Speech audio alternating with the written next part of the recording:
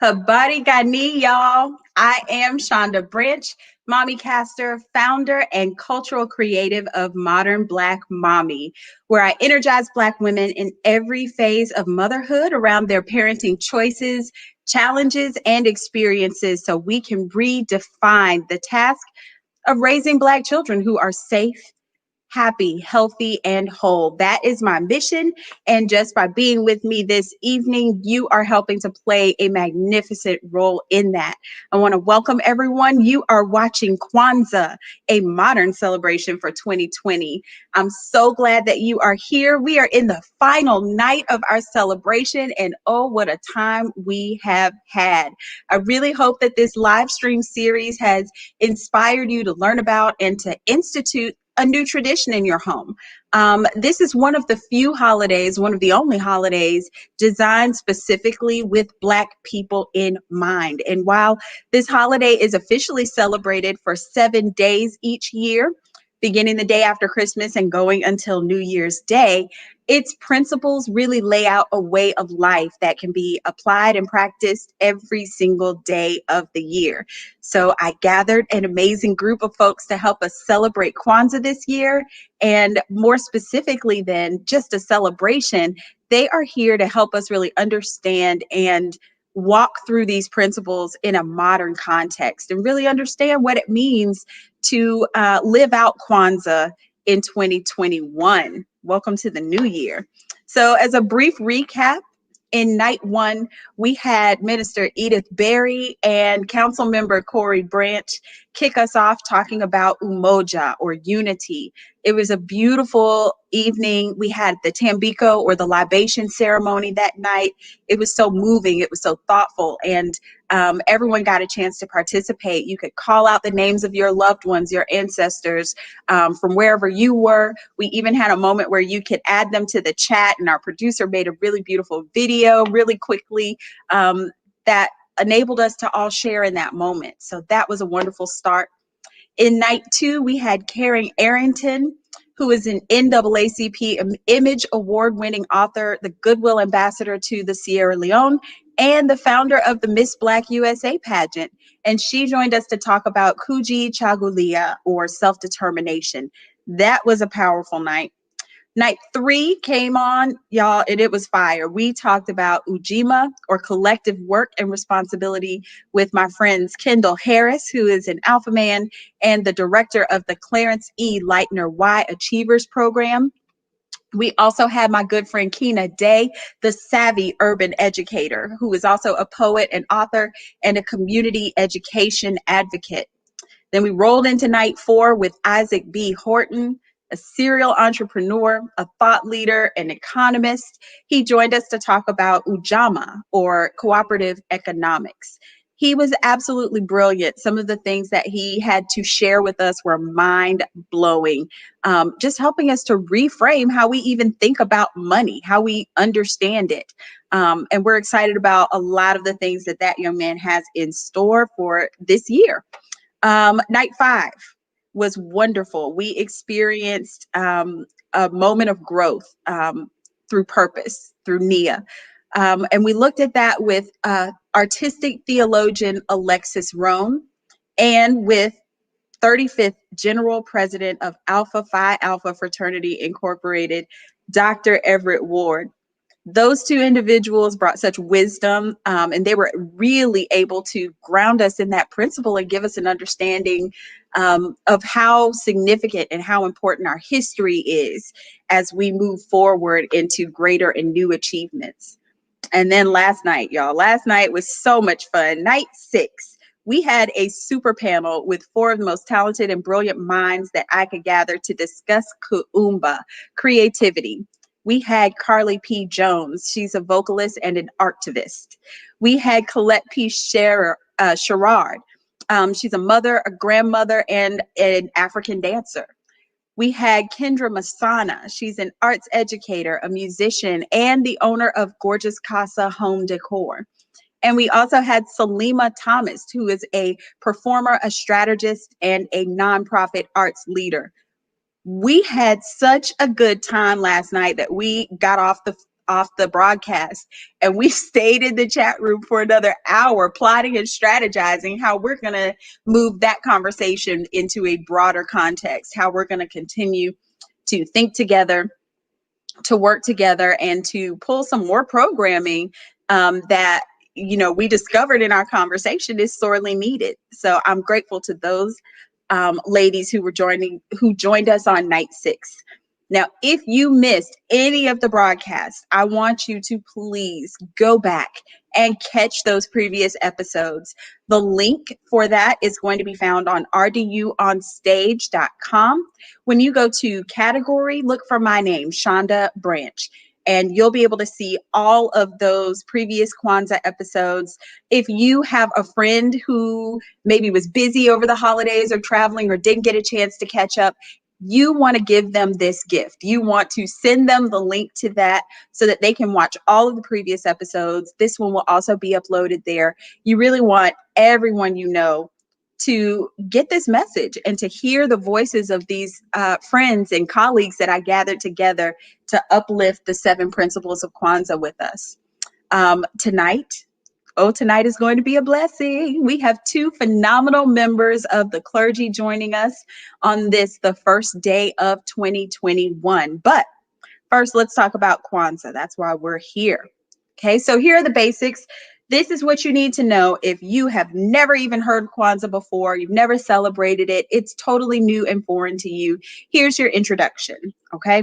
Kwanzaa was founded in 1966 by Dr. Maulana Karenga as a way to bring the Black community together.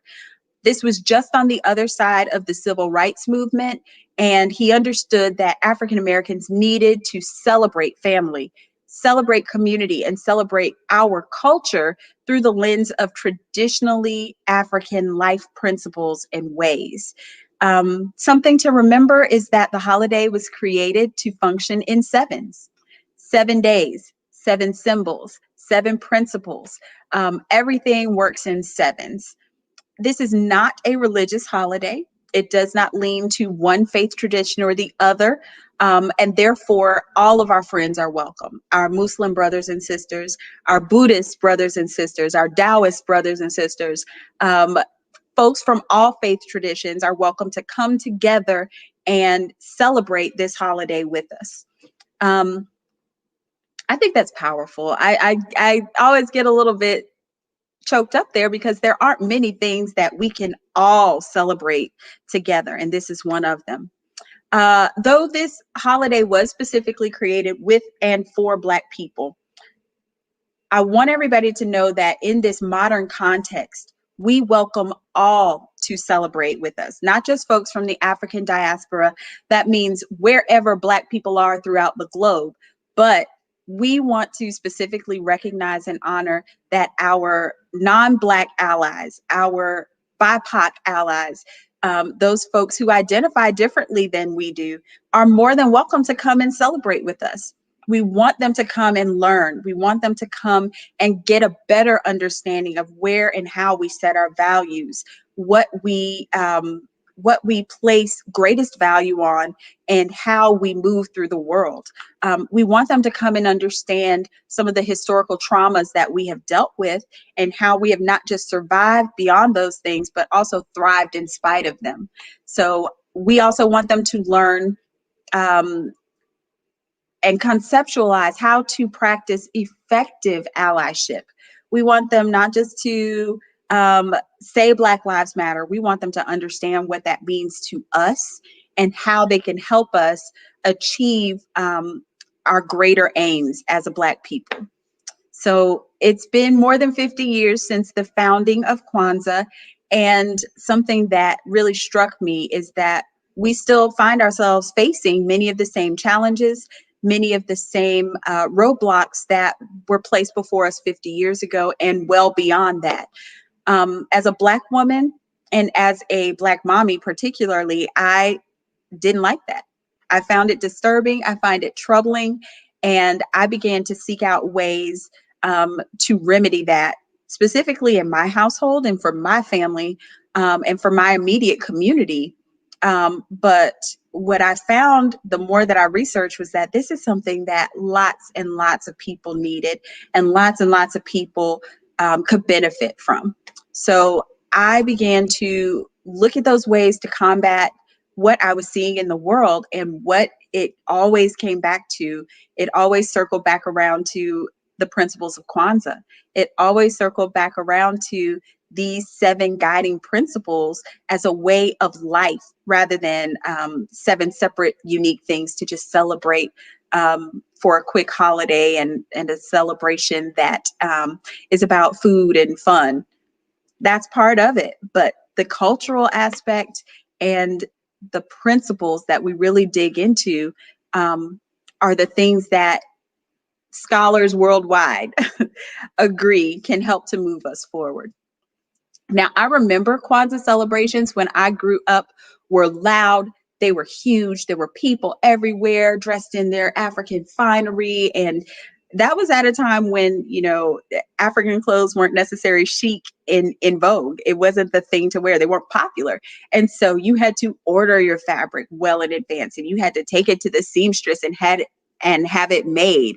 And you had to find the patterns that you liked. And there was a lot involved in it. But the community got really, really excited about it. There was lots of hustle and bustle around it. There was food everywhere, music and entertainment. The African dance troops would come, and it just was an amazing time. I knew that none of that was likely to happen in 2020, in the year that we just left. And rather than just chalk that up to, well, hashtag 2020, it's what it is, I decided that there had to be a way for me to help people institute Kwanzaa celebrations in their smaller family groups, inside their bubbles, in their own homes. And my reading, my researching became writing, and all of that became your guide to a modern Kwanzaa celebration. I wrote a book. Surprise myself, but it happened. And if you want to get a copy of that, you can download your copy at tinyurl.com/Kwanzaa Mommy. Go grab a copy, look it over. Kwanzaa is coming to a conclusion in 2021. This Kwanzaa celebration is coming to a close. But imagine the head start that you're going to have when you look at it for next year. But more importantly, what I really want people to know and understand is that we are not focused on just a 7-day period for this celebration. We really want to look at ways that we are going to walk these principles out throughout the year. So that book is full of not only information about the holiday, but it also has the ceremonies planned out for you each night. It has inspiring meditations. It has journal pages, ideas for crafts and decor. There are lots of tangible ways for you to start bringing the principles of Kwanzaa into your home all year long. So anybody who knows me knows that, okay, great, you wrote a book, but that wasn't enough. I know that I have tremendous people in my life. I'm surrounded by amazing friends and colleagues who walk these principles out every single day. And I wanted to give them a platform and raise their voices in a way that would be significant. And so this broadcast is what it turned into. So I want to thank my friend Lauren at RDU On Stage. She never hesitated for a moment. She said yes from the moment that I came to her with this idea, and she has opened the doors of RDU On Stage and made us feel right at home. So we want to thank her for that. Now Tonight is the tonight is our final 7th live stream in the series, and we're excited to be able to bring you 2 very special guests. I promised that I would tell you more about them, and I am going to do that right now. Our first guest this evening is the Reverend Tina Morris Anderson. I know her as Mama Tina. So if I slip up and call the right Reverend Tina Morris Anderson by Mama Tina, please forgive me. Tina is a native North Carolinian. Though she was raised in Wilmington, Delaware, she received her BA in psychology and French, an MA in public policy, and an MBA from Duke University. In May of 2019, she received an MA in Pastoral Counseling from Regent University. She currently serves as the staff chaplain at WakeMed Health and Hospitals in Raleigh, North Carolina. And prior to coming to WakeMed, she worked in public, private, and nonprofit sectors.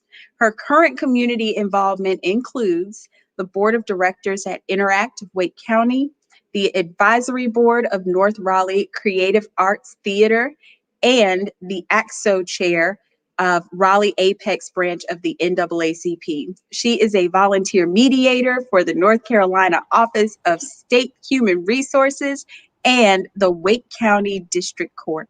Tina serves as an associate minister at the Fountain of Raleigh Fellowship, where her husband serves as pastor. Now, Tina is also a professional vocalist and has performed in numerous Triangle theatrical productions. Please welcome my good friend, Reverend Tina Morris Anderson. Good evening. It's so good to see you. I'm so excited that you're here. It's good to be here. Thank you for inviting me. There's something about Mama Tina that I can't even be around her and not get excited. And when I get excited, I sing. So I just want to warn everybody about the random vocalizations that might happen. It's a thing, something that happens down in my spirit. Our next guest this evening, I am equally excited to have on board the Reverend Dr. Bankole Akabenyu. He is the senior pastor of Baptist Grove Church in Raleigh, North Carolina. He accepted Jesus Christ as his personal Lord and Savior at the age of 10 and was later called into the gospel ministry at 16. On June 16, 2001, he preached his trial sermon at Community Bible Baptist Church in Prince George's County, Maryland. After serving 8 years as a licensed minister, he was ordained in September of 2009. He earned a bachelor's in Bible theology from Washington Bible College in Lanham, Maryland. He then matriculated to Princeton Theological Seminary in Princeton, New Jersey, where he earned a Master of Divinity degree. In May 2019, he was conferred the Doctor of Ministry degree from Duke University. Reverend Dr. Bankole Akabenyu has been abundantly blessed with the opportunity to express the gift God has given him on various platforms, including universities, revivals, conferences, and worship services around the country. Please welcome Reverend Dr. Bankole Akabenyu. Hey, Shonda, thank you so much for having me. I'm so excited that the two of you accepted without hesitation this invitation to come and celebrate Kwanzaa with us on the night that we examine the principle of faith. Now, as I said, this is not an innately religious holiday, but I come from the Christian faith, and I'm so excited that I have two friends, two individuals who are so significant in my life and who are so significant in the faith leadership realm here in Raleigh and beyond, to help us lift up and examine what that looks like from a couple of different perspectives. So we are going to proceed with our candle lighting for this evening. We're going to learn a lot more about our guests as we have our conversation, but on this, the seventh night of Kwanzaa, we have only one candle left to light. So again, remember, this is one of those things that I'm a stickler for. There's an order to this. You must light your kinara in the proper order, right? So we begin in the center on night one with our first black candle. Our first candle, it's the only black candle. And the black is symbolic of the people. And then we move to the outside red candle, and that candle all the red candles are symbolic of the blood or the struggle. Then you bounce back to the green side and start from the outside lighting that green candle. And then you come to the center red candle, and then to the center green candle, and back over to the inmost red candle. So that means that this, friends, is our candle for the evening. All right, so this is our ceremony to open us up for the seventh night of Kwanzaa. Habari Gani. Imani. Imani means faith. Faith is to believe with all our heart in our people, our parents, our teachers, our leaders, and the righteousness and victory of our struggle. So now that our Kanara is totally lit, let's get into it. I'm so excited about this conversation. The definition that we are given by Maulana Karenga of Kwanzaa's principle of faith, or Imani, is a lot different from what we learned growing up in church, right? We grow up knowing faith is the substance, right? And then it goes on and on and on. But this is an equally beautiful and meaningful definition. Let me read it for us again. Imani means to believe with all our heart in our people, our parents, our teachers, our leaders, and the righteousness and victory of our struggle. That took me aback in my research. Can each of you just kind of share your reflections on that definition in general and how it's different from what we as Black people who are churched have been taught? Yes. Thanks so much again, Shonda, for having me, especially on this night where we discuss the very important principle of faith in Imani. So you mentioned Hebrews 11. Faith is the substance of things hoped for, the evidence of things not seen. And so in that particular verse, it's primarily vertical in orientation. What I see in the definition given, it is very communal in nature, right? And also looking back at the historical struggle of our people. So although it is not identical necessarily, I don't see it as foreign to the principles of Scripture, which puts emphasis on our vertical and our horizontal. This particular one is the horizontal aspect. So Jesus says, love the Lord your God with all of your heart, with all of your soul, with all of your mind. That's the first greatest commandment. But then the second is like it, love your neighbor as you love yourself. And in order to really love your neighbor, in order to live in community, you have to have a sense of faith or a positive perspective on your fellow human being, or fellow brother, fellow sister. You have to believe in the Imago Dei, or that they are created in the image of God, that they are endowed by God with his image and with certain attributes and characteristics of strength and power and dignity.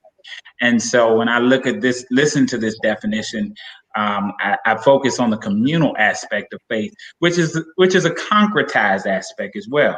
Sometimes when we are focusing on faith in an erroneous way, we focus too much on the vertical, right, or solely on the vertical. So my faith is solely between me and God, and I'm getting to heaven, right? But that's erroneous, though. The concrete on the ground, what does that look like? It looks like being engaged and involved in community and believing and struggling together and standing in solidarity together to advance the causes of justice. So that would be my response to that. I love that. And I think it's significant that the vertical and the horizontal gives us the cross. That's right. That's beautiful. That's right. Reverend Anderson, Morris Anderson. So if you just say Tina, that's good. Thank you. I needed permission. So I would build upon that as well. And as a chaplain in the hospital, we are considered interfaith chaplains, in that while I am a Christian, when I walk into a room with a patient, that is not my job to create another Christian in that room, but to basically to be there for that person. So faith in that respect does touch on the Kwanzaa principle, in that I believe that we are all called upon to be an extension of that higher power upon whom we rely. And so I have faith, and I take that faith with me into every situation that I go into. But at the same time, for me, I am an extension of Christ. whereas someone else may be an extension of their higher power as well. So with that, we do need to have a certain reliance upon each other as people, because first and foremost, we're called upon to love one another. And so with that, we are, as the prayer says, instruments of peace in that respect. So, so that is how I kind of take faith in my day-to-day working, especially in the hospital. So.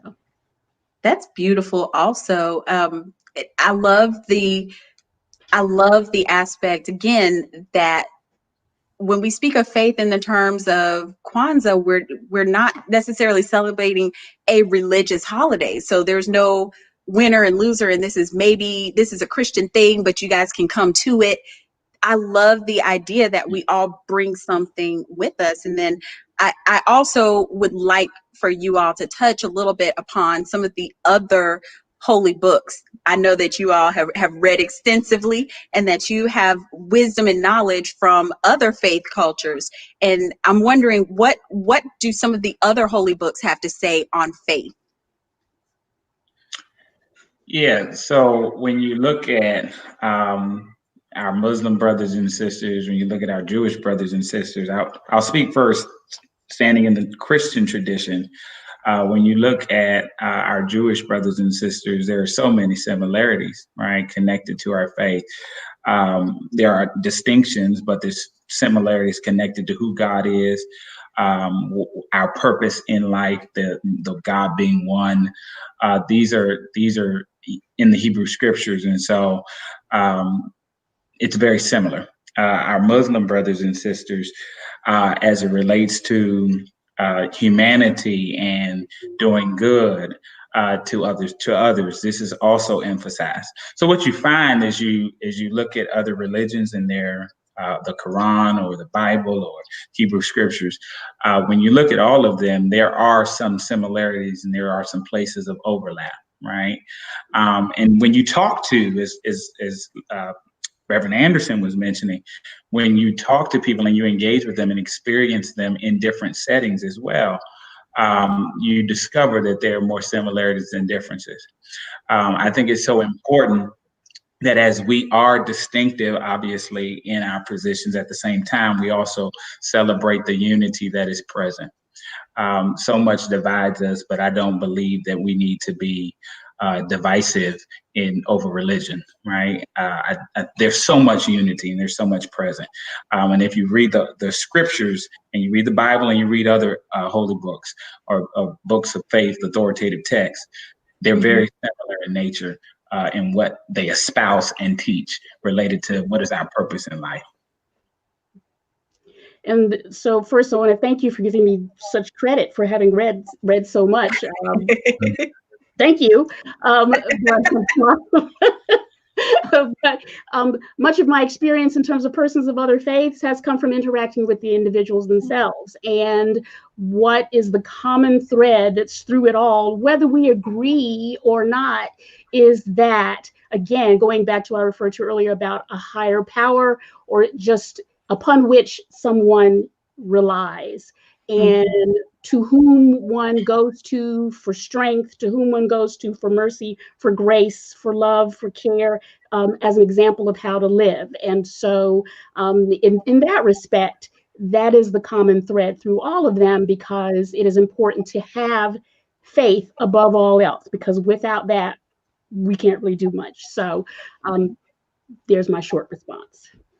It's a beautiful response. I love that you also introduced the notion of not just having studied these authoritative texts, but also having an interpersonal relationship, having broken bread with someone who does not worship the way that you do and who maybe holds different beliefs, and still being able to have that conversation and to interact with each other in a beautiful way. I think that there's lots there that we can learn from and take away. Absolutely. So my next question brings us back to something that Pastor Akinbing, you said. You talked about how you show that faith, what that faith on the horizontal looks like, keeping faith with one another, struggling together, working together. So I'm curious, what are some of the best ways or some of the most tangible ways that we can show our faith in each other by working together? What are some of the circumstances that we can really get together and lock arms and say, this is how we're going to move forward and how we're going to affect change? Yeah. So there are I guess you have the 3 P's. We hear about them a lot: time, talent, and treasure. Amen. But time is probably, at least it's for me, is even more valuable because you have to be intentional about it. So the way that we demonstrate our faith in other people and encourage them to have faith in us, depending on what the task at hand is, through attention, through being present with them, actually being intentionally present, and paying attention to what it is that is going on with them, listening, all of those skills that are important to really demonstrate to someone, I am actually with you at this moment, depending on whatever the task is that we're trying to do together, or even just spending this time together. So that's Yeah. beautiful. Yeah, absolutely. I'm really big on the Imago Dei, the image of God, and acknowledging the image of God, the dignity and the respect of other people. So oftentimes, I think we spend so much time tearing each other down, when in fact we need to be focusing on building each other up. And so when I'm in a person's presence, first giving them the respect that is due someone who is created in God's image. And that's in their differences and everything else. The next thing I would say, which I think is extremely relevant in our times, is being fully present, right? In an age of great distraction, it's so easy to be physically here but not really present. And so I think that is an expression of faith, being present, right? And then the last thing I'll say is offering our gifts in service to other people. There's a quote in my office by Howard Thurman, the mystic Howard Thurman. I had great admiration for his work. And he says, don't ask what the world needs, but ask what makes you come alive and do it. Because what the world needs is people who have come alive. And so I really believe that there is a God-given energy, passion, and vigor that is inside of each of us that's connected solely to our purpose. And when you understand your purpose, what makes you come alive, and you serve others to the best of your ability in that, I believe that that's a greater demonstration of faith in a horizontal level. That's also, there are so many gems in this conversation. I'm going to have to go back and watch this episode myself and take notes again. So my next question is, when people have broken faith with us, how do we work towards restoration? How do we work to repair that and also hold them accountable for the sake of the culture? The kids say for the culture. For the progress of Black people. If someone is out there making us look bad, how do we repair what has been broken and also hold them accountable and help them do better? These are great questions. I mean, Lady Anderson, you want first? She's getting deep. Breaking faith. I'm trying to think here. Ooh, that's deep. Well, the first important thing to do is to acknowledge it, that it's there, and how you acknowledge it makes a big difference. I'm a big proponent of the serenity prayer, so you also need to realize when you can do something about it and when you cannot do anything about it, and you just need to just let it go. Sometimes you just need to let stuff go, figure out what can I do about whatever it is that's happening. So, and then too, personally, depending on what kind of faith it is that's been broken and the circumstances, it just may take forgiveness on the part of us as an individual. There you go. Keep going. Take it away. Yeah, these are phenomenal questions because this is real, right? People break faith with us all the time. We break faith with others. First thing I would say is, in order for us to move forward in a spirit of grace, it comes from a keen recognition that individuals are more than their deficiencies, flaws, and fallibilities, right? And we too are more than our flaws and our fallibilities and deficiencies. Now, as I say that, it is also understanding that because we are flawed and we are fallible, that there are times where we are going to break faith with others and others will break faith with us.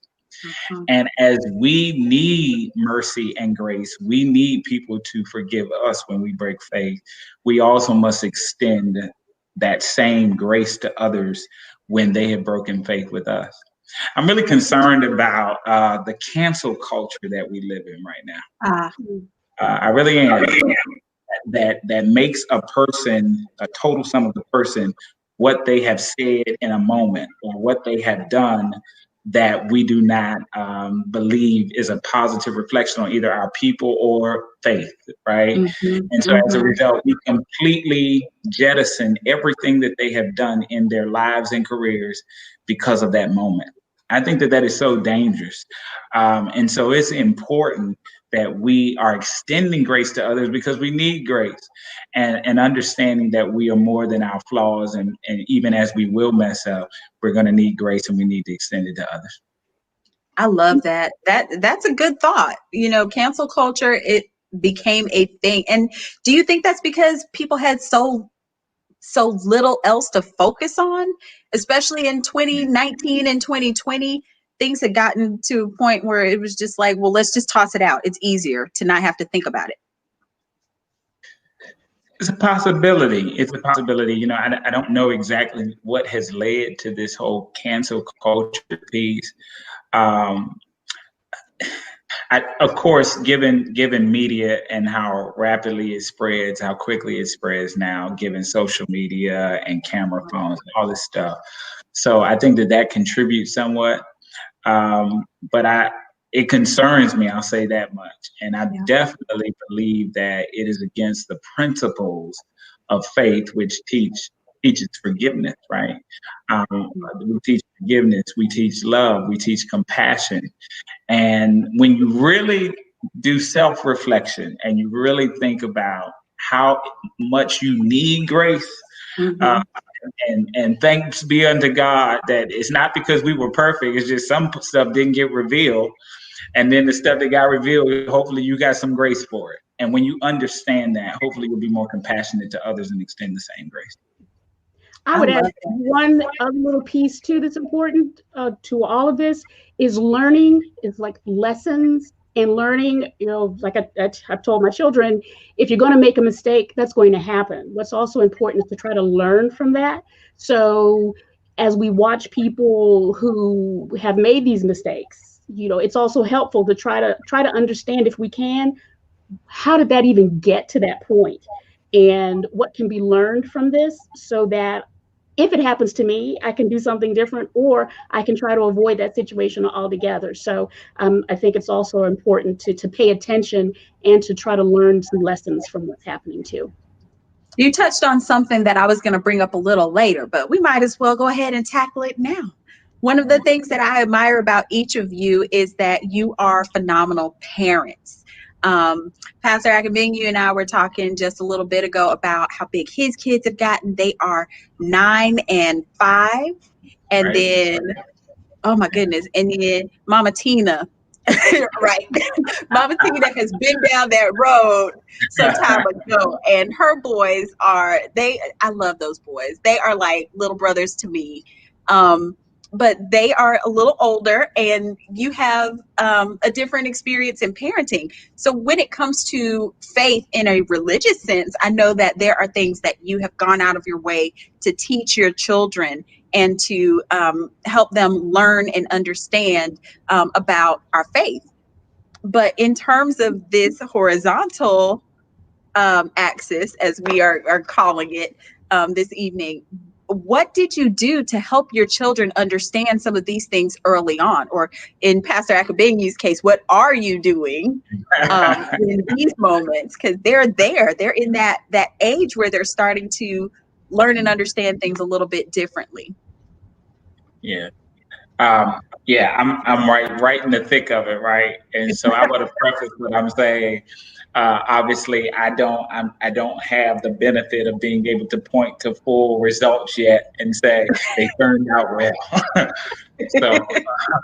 So, I say what I'm about to say with, sometimes it seems like, yes, they're getting it.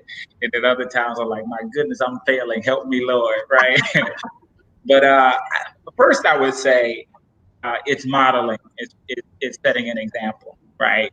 It's setting an example of service. It's setting an example of helping others, sacrificing for others, because children are going to watch what you do, right? My professor at Princeton, Kenda Creasy Dean, she has a statement that is so profound for me, and she says, children will follow footprints better than they do blueprints. And that right there is so true, right? And so it's setting footprints for them first and caring for other people. That's the first thing. Second thing I say is making sure that we are having conversations, right? And explaining. Children are children. They see things, they're observing the world, they're sharing their thoughts, however nascent they may be, but they're sharing them. And so it's important that we engage with them. How are you thinking about this, right? Posing questions. And I'll give an example. The political climate, right, that was happening in 2020. Our children were very aware of that. My son, Elijah, 5-year-old militant Black boy, right? Raising the fist, right? And even as I want him to be very confident and very woke, I also want him to be compassionate and loving as well. That we love all people, that kind of having that conversation, and making sure that we understand the influences that are around them, right? Their school environment, right? Where they go to school and the people who they're talking to are very influential. And sometimes the worldview of the families and the students that are around them are completely different than your own. And so when they're coming home sharing these things, is first asking, what do you think about that? But then also teaching and guiding as much as possible. So that's what I'm trying to do. I hope that when I get to where Reverend Anderson is, that I'll be able to look like she can look now and say, they turned out so well. Y'all pray. So I will say, because I was going to say, well, thank you for the, you read my bio, Chanda, but you left out two of my biggest achievements. I know, never that. Yeah, which who are my sons? Who are our sons? I'll put it that way. And so the uniqueness of you asking both of us that question, myself as well as Dr. Akinbenyu, is that the extra thing with our children is that they are pastors' kids. Yeah. Which is a little different. Than you gotta ask, let's grab even Deacon so-and-so's kids. It's not the same. So, Doc, get some pen and paper. I'm gonna help you out here. No. So in that respect, for children of pastors, because my husband is a pastor, it's different. And the role of mom becomes that of, let's see, how can I, as best as I can, help my children to have a regular, normal life while they are living in the fishbowl. Would you?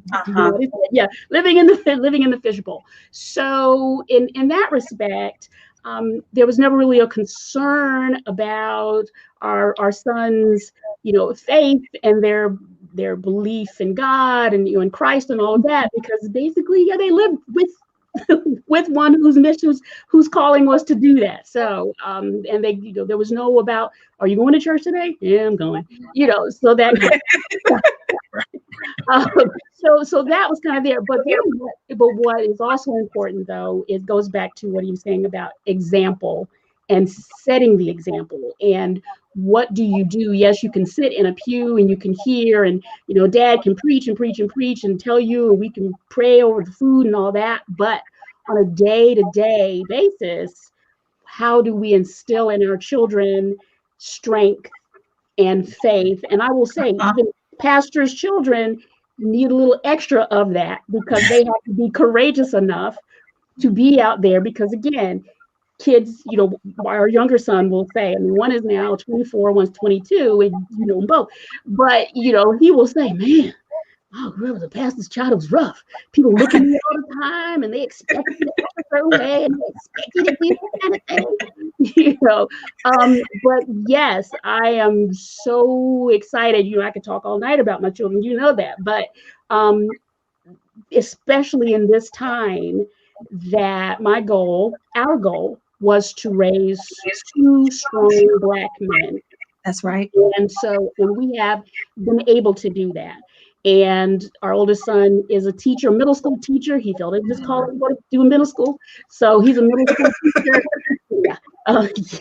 Seventh grade almost took me out of here. You hear what I say? I don't know how. Then our younger one, hooray, has, taken that last class. And so he is, he will get that piece of paper handed to him come May. I hear a hallelujah come from the other room. So with that, it really is. And it's about, and so here's where the pearls get scattered down to my lower screen there. It is about time and presence. In our case with our children, and it's really the same even if children do not have fathers as who are pastors, but just really spending time and paying attention to them, and like you said, knowing who's with them, who is around them, and what are these influences, so that they will be strong enough to withstand whatever these other forces are that are going to try to take them out. Now I'm going to use it. Yep, take them out as they get older. I am so grateful for those pearls of wisdom. You were scattering them below you, but I hope you were shooing some over to the side as well. Because I know that Carly, our daughter, is 2 years old, and she is the Spitfire. But something that I have to know and recognize and bring to the forefront is that it's true about pastors' kids, but it's also true about teachers' kids. My parents were teachers. It's true about police kids. My grandfather was one of the first Black police officers in the city of St. Petersburg. And I grew up in his house. And so while his kids had boxes and fish bowls and parameters, that spilled over to me as the grandchild as well. And so I think that there is something definitely to be said about people whose professions put them on a certain playing field, and their children having extra expectations heaped upon them. There's no room, there's no wiggle room one way or the other, and that can create pressure for kids also. I think that is phenomenal. Is there any other advice when it comes to children and the kinds of people that you want your children to grow up to be, that we can share so that our communities, because when we all have stronger households, when we have stronger children, those stronger children become members of stronger communities, and those become stronger cities and stronger states and stronger nations, and so on and so forth throughout the diaspora. What is it that we really, especially in this time and place, need to be pouring into our kids?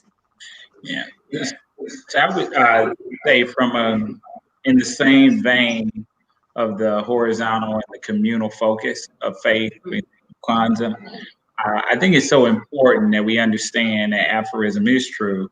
It takes a village to raise a child. And so when I look at the amount of African American children that are in vulnerable positions, whether it be in their homes or outside of their homes. Yeah. I think it's so imperative that we as a community take responsibility, not only for those that are under our roof, but also for those who are in other positions of vulnerability, right? And so when we say our kids, that is the village, right? And not just our biological children. So that's the first thing. The second thing I would say, I think our children need to be confident in who they are as Black men or Black boys and Black girls, right? So oftentimes there's a Eurocentric standard of beauty and what people particularly with our young girls, and making sure that they are confident and that they know that they're beautiful, that their hair is beautiful, right? And they're strong and pretty, and the same thing with our sons, that they're handsome, that they are gifted, that they are capable of doing more than just athletics and comedy, that they can accomplish a great deal in life, and exposing them to that. I think it's so important. It's vital because so often in the majority culture, this may not be emphasized. And so as a village, I think it's imperative that we instill that in our children. Yeah. I'm just going to say ditto because I was thinking the same thing. Get a village. That it's because there's so much going on in the world today, and depending on what's going on, even within our homes, it's important to identify people whom you trust and who you believe will speak words of positivity and encouragement that you agree with. Who will not lead your children astray. And so we are very grateful that, we have had a village during the time that our sons have been growing up. And then with that too, not all children, have a village. And so when we have that opportunity to love on other children safely, then we should, or to encourage other children. I think back to, I don't know which of my sons was in elementary school, and it was picture day. And, the kids are lined up, and, they give you cones, of course, if the kids want to fix their hair. And as I was kind of standing in line, and I looked, and I saw this one little girl, one lovely brown child, and I'm like, oh no, that baby is not getting her picture taken like with her hair looking like that. And so went up, kind of went over to her, and I said, so would you like me to kind of help you fix your hair? And she's like, oh, okay. Whew. Yeah, because I thought, no, her mama opened that envelope and go, what was going on with your hair? But again, just all the other mothers were watching that. I'm like, no, as the Black mother standing up there, oh no, that baby's not looking all like that dude. So again, just finding those opportunities to just be of encouragement. If one has a chance, if you do have children in school, join the PTA or be in some type of organization so that you can speak and be a voice for those children, whose mothers and fathers, grandmamas can't make it into school, can't be there for conferences, all that kind of thing. So so not only get a village, but be a village. Absolutely. I love that. And that moment, my mama opened quite a few envelopes and got surprised because they would take us to PE right before pictures. And I'm like, well, that was fine, well and good for the little white children. But as soon as that sweat hit the kitchen, it was a different story for me. And I broke one of those cones. I'll never forget it. It was third grade. They gave me that little flimsy black cone, and all the other girls were going to join in the fun. And I digress.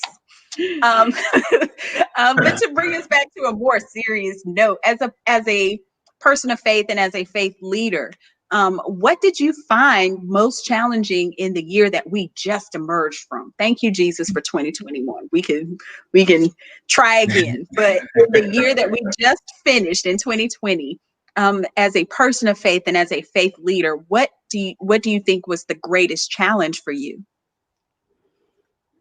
Remaining calm. Ooh.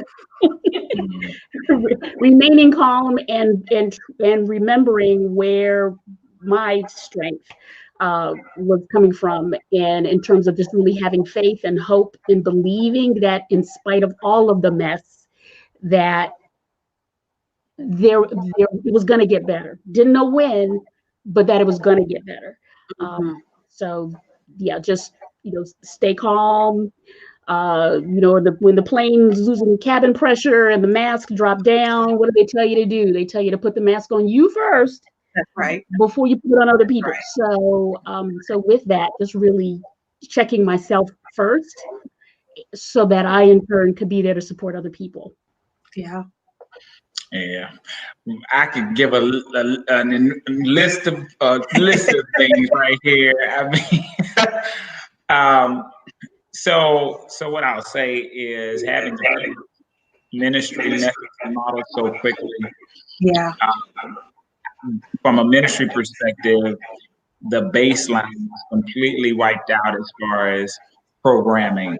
And so Mhm. we had to determine how we were going to adapt to a completely virtual environment and how we were going to build community in a virtual space when we couldn't come together in the physical space. And so, from a leadership perspective, there's a lot to think through, as Reverend Anderson has mentioned, remaining calm, right? And that can be so difficult because as a leader, you have to stand with a calming presence before people because Uh-huh. you don't want them to panic. But I pray many times to the Lord, hold me up so that I don't come crashing down while I'm trying to hold everybody else up. And that's real. And so, Yeah. and then the next thing I'll say is uh, establishing even a greater level of faith and trust, right? That the church belongs to God, our lives are in His hands, and we say it all the time. But there are times where life experience forces you to have to live on that. Yeah. That is so true because for me as a pastor, one of the great challenges was people are going through this time of crisis and difficulty emotionally, and they may be sending you text messages, you may be talking to them, but you can't see them, you can't hug them, you can't touch them. And so when you are not able to be present, Mm. when you want to be, or when you feel like you even may need to be, uh, but trusting that when you are not able to be present because God is omnipresent, He takes responsibility for His people, that God will take care of His people in His church. And so I've learned so much in 2020. It was a difficult year, obviously, but there was a lot. There's a lot to learn. And it was That's also beautiful. important to remind people that the church is people. Yeah. It is not brick and mortar. And so just because you can't walk into a building does not mean that the church does not exist. Right. And so, yeah, that was a challenge as well. I love everything about that. I think that leaders and in my own home, I have a leader in the community who lives with me, and I know what it looks like when those phone calls are coming in, those emails, those text messages are coming in. And for someone who's typically very responsive and likes to be out there and among the people and go where he is needed, I saw how sort of being caged into the house for our own safety affected him. And so I can certainly appreciate the desire to be present against better judgment. I can appreciate that. Oh Right. my goodness. So let's lighten it back up. I want you each to just tell me what you love most about being a faith leader. What do you love most about it?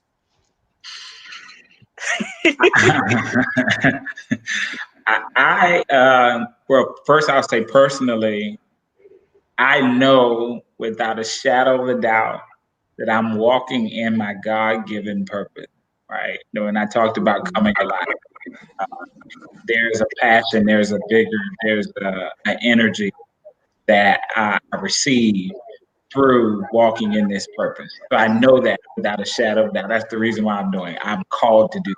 So that's the first thing. Next thing I'll say is I love seeing growth and transformation happen in people's lives. Through it can come through a variety of means, right? It can come through the community of faith as people engage in relationships. It can come through maybe counseling or some type of discussion that has happened. It can come through a word that has been preached.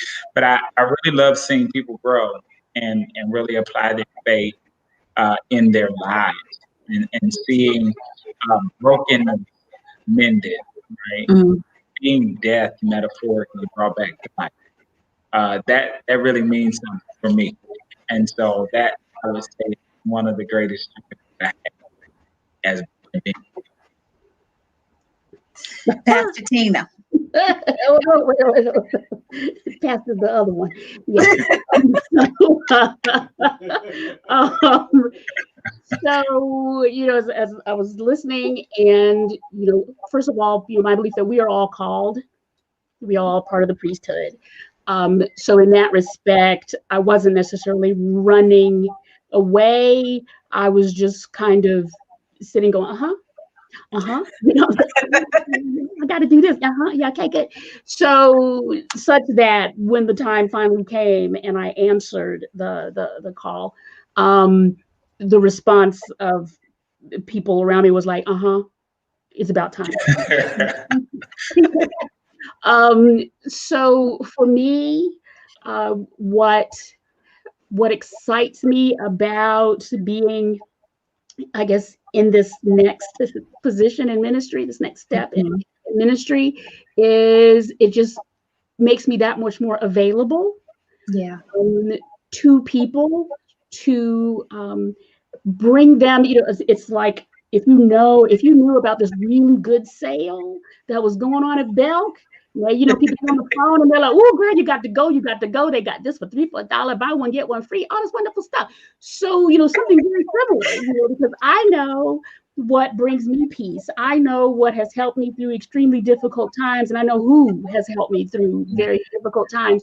And so in that respect, I am now in a position where I can help others to learn about who it is who helps me sustain during a pandemic, who it is who gives me joy and peace in the midst of chaos. So in that respect, I like being in this with hesitant role, because I am more available and to be used. So I love that. So while you're talking, Tina, tell us about, is there a connection for you between faith and the arts? Because I know the Lord speaks to me through show tunes sometimes. I'll be listening and something will drop and I'll go, oh, that's good.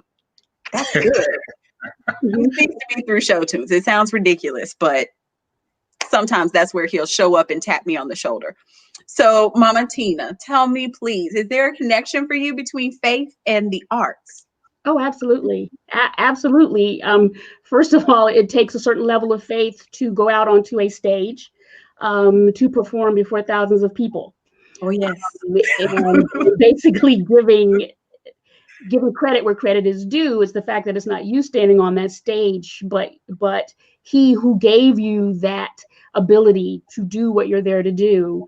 That's why you're there on the stage. So there's an absolute connection. I mean, I think that art is another way of reaching people. It is a form of ministry, very much so, because it is a way of touching souls, of touching hearts, of communicating as well. So, music, absolutely, theater as well. And so, absolutely, there is a connection between the two.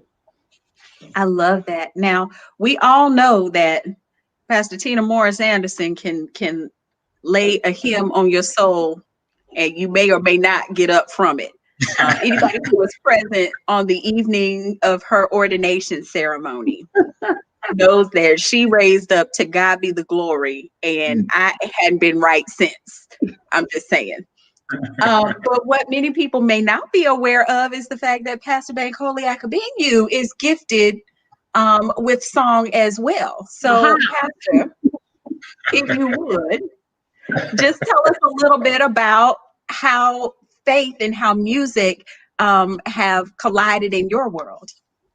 Yeah, so I come from a musically inclined family, right? And that's actually how I got into music. My mom, she's a musician. My sister plays and sings. And initially, it was my mother and my sister that were singing. You know, they sing in church, sing in the living room, and I'm playing my video games, right? And my mom was like, and she called me by my nickname. And she's like, come here, right? And I said, okay, what do you want me to do? And she started saying she wanted me to harmonize with them, right? And so that's where it started. What I will say is loving God with all of your heart, with all of your soul, with all of your mind, right? The soul aspect, the emotion aspect, the creative aspect. Arts encompasses the entire being, right? All of our mind, our creativity, our heart, all of it. It's all in there. And so it is an expression. I would dare say that every form of art, no matter what it is also a faith expression, right? Wow. And so it's because of what it encompasses. And now, if I'm focusing solely on like a particular faith, my faith in the arts and singing and music and things of that nature, it really does strengthen you and encourage you, right? Worship. There is if you think of, even from a sermonic standpoint, you think of your favorite preacher and the best sermon that you ever heard them preach, right? You may not be able to remember all the words of that sermon, right? You may be able to remember some point, but with songs, right, that you learn, you can remember every single word, verse, and everything, and the beat. And then it also evokes a memory, right? If you hear a song, you will think back to maybe to where you were when you first heard it. As you just mentioned, to God be the glory, when you were at her ordination service, it took you back to that moment and experience. And so there's a faith element there. It's because of what art entails, all of our being.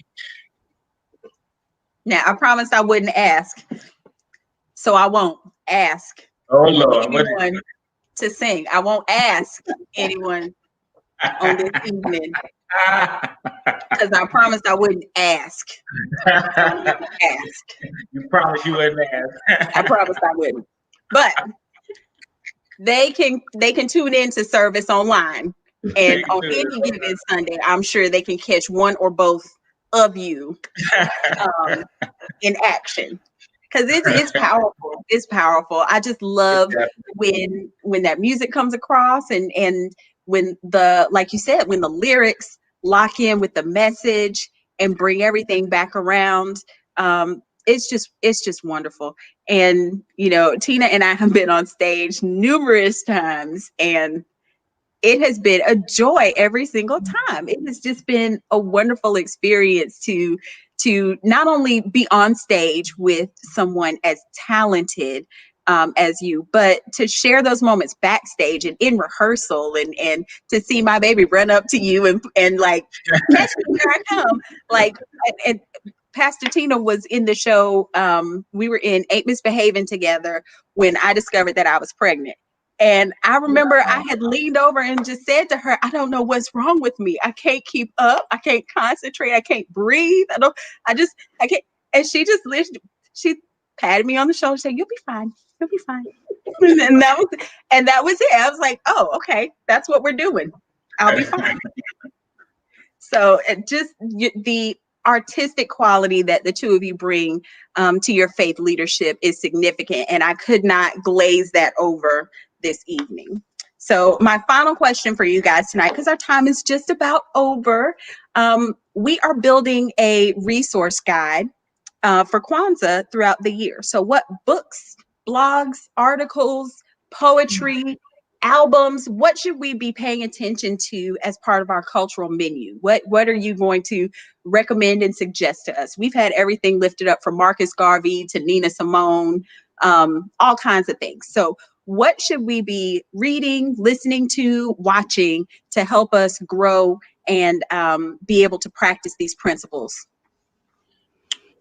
Yes, I'll just share a few that I think, and try to stay in a more contemporary lens. But because you are tremendously well read, tremendously well read. So a couple of books that I would recommend. One is by a guy named Jamar Tisby called The Color of Compromise. Okay. It is an extremely powerful book about the American church's complicity in racism. Extremely strong, extremely well researched. I read it and thoroughly enjoyed it. The other one I would say is a book called Too Heavy a Yoke. Talks about the plight of Black women and the unique experiences of Black women, and I would recommend that. too heavy a yoke. And then obviously one of the ones I just started last week is President Obama's book, A Promised Land. That's the First third black time this president, week. yeah, first black president. I thought he did a phenomenal job while he was in office, especially considering where the country was when he took office and where it was when he left office. But A Promised Land, I would recommend that. Since he's first black president, I'm reading it so far. It's been pretty good. But him chronicling his experiences and sharing his thoughts about his presidency and even prior to that. So I would recommend those three. I love it. I don't know if you can see, but it's sitting right over here on our table. Oh yeah, I see it. I see it. I see it. Yeah, right I over think here, yeah. right next to Michelle's Yeah, Becoming. That's right. That's right. It's a his and hers companion set. Yeah. Tina, what do you have? So I don't read as much as I should. I'm still recovering from years of graduate school. Sorry. But I will, and I wish I could remember the title of the second one I'm about to think of. But as we think about our culture and where we come from, and just how we move forward, an interesting book, if one hasn't read it, is by Malcolm Gladwell called The Tipping Point, which actually is pretty relevant, pretty pertinent right about now with the pandemic. But what he talks about is how an idea can basically just spread. You know, at what point do you take an idea and then it just spreads like wildfire? And it talks about the different roles that people play in helping something like that to happen. So as we think about whether it's Black Lives Matter or additional issues of importance to us as a people, you know, how do we communicate that? How do we spread the idea? And so that's one book that comes to mind. Another one from a historical perspective that I read years ago, which is why I could run upstairs and grab the book, but it's basically the book about the Tuskegee Experiment. And and because we're kind of dealing with that now, as we think about why is it that our communities are hesitant to participate in this vaccine that's going on right now. Where did this distrust come from over time? Well, the Tuskegee Experiment is one of those reasons why people are suspect about that. So, so that there's a book specifically about that. And from a music standpoint, because in honor of my oldest son, because this is his genre of interest and study, Negro spirituals, to just really understand where we've come from. A lot of that has been put to music, and to just really understand our past, because they say those who don't understand their past are doomed to repeat it. So so then really just paying attention and learning and paying attention to the words of Negro spirituals I'd recommend that too.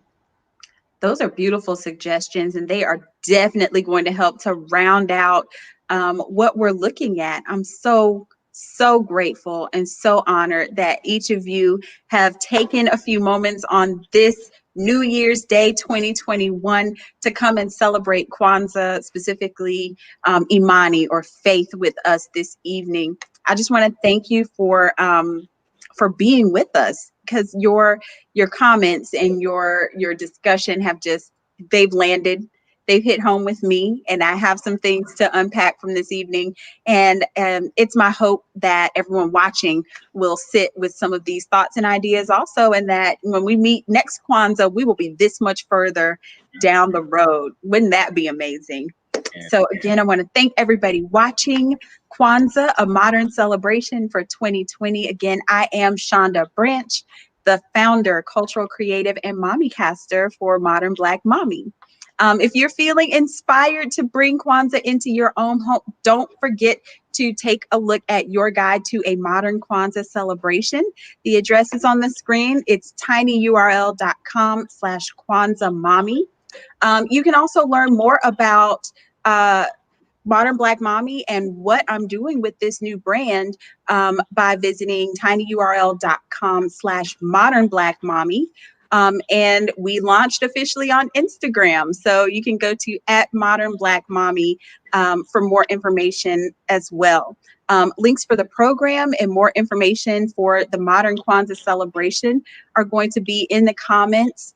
And now I just have to thank my special guests one more time, Reverend Tina Morris Anderson and the Reverend Dr. Bankole Akabenyu, for joining us on the seventh and final night of Kwanzaa. Each of you accepted again without hesitation, and you have been just a blessing to my life personally and to this program. So I want to thank you sincerely from my heart. Thank We you also so want much to for thank, having us. Yeah, thank you. absolutely. We also want to thank our streaming sponsor, Lauren Van Hemert with RDU on Stage. She is our producer. She's in the background, making sure that the comments pop through and that everything pops up magically on the screen and that we look great. She also, without hesitation, helped me to lift up this program and made me welcome on her platform. So thank you for that. So for the last time during this particular celebration, I know that you guys are going to follow along with me at Modern Black Mommy as we celebrate Kwanzaa throughout the year. We are going to continue looking at these principles and holding these conversations and making space for these ideas and thoughts to go forward. But as we conclude tonight, Hariza Kwanzaa, everyone, may your Kwanzaa be blessed. I love you all. Happy New Year. Happy New Year. God Happy bless New you. Year.